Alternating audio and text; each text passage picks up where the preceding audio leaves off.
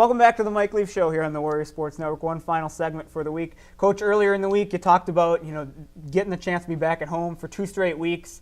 Coming up this week, we got 2 big matchups against Sioux Falls on Friday, then Southwest Minnesota State on Saturday.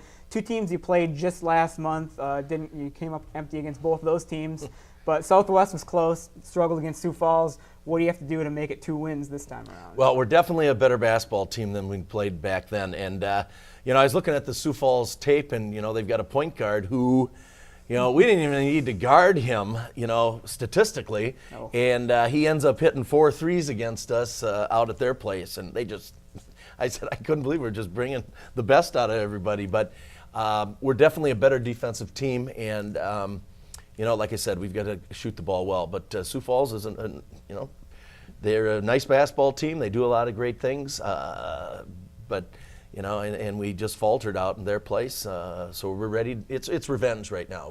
We've got to move up the ladder. We've got to get some wins. So we got to start with this one, and it's an important one for us. Right, and then the next night when you play Southwest Minnesota State, I think this show, before you played them the first time, I mentioned how physical that rivalry always is. And then I went with you on the trip and watching the game firsthand. That game that you just came up short on was no different. No. A very physical game there too, and I'm sure you're expecting more of the same this time around. Yes, absolutely. And we had a game there where we had the opportunity to win, and we forced them into a tough shot. All but one boxed out, and they ended up getting the rebound and scoring. So it came right down to it, and those little things we got to finish with. So we're excited about that game as well. But like I said, Sioux Falls first. We'll go into the next night hopefully with that W, and we'll try and get 2 on the weekend. And we got to start building ourselves some confidence and each and every week. So it's I believe in these guys, I really do. And we've had change in lineups with the sickness, with some injuries, and we've got to solidify a few things, and I think we're getting there. And then we just got to build that confidence here, and I'm glad we're at home for the next 4 games. And those are the objectives as a coach, is to build that confidence and start getting to play better ball and doing those little things and eliminating those mistakes.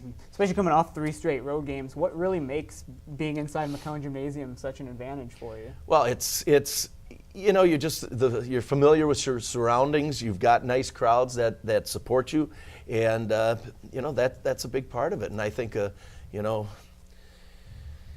it's just sleeping in your own bed and not being on the road. And we've been, people don't realize number one, it's a long season, but it also gets a little long for these guys over the holidays when everybody gets to be at home through the 11th or 12th of January, and these guys are just on campus pretty much by themselves. So there's self-motivation, time to work out, time to fix some things, and we're ready to go. So it comes down to right now, it's tournament time for us, and we've got to win every game. Absolutely. Starting with this weekend. Sure.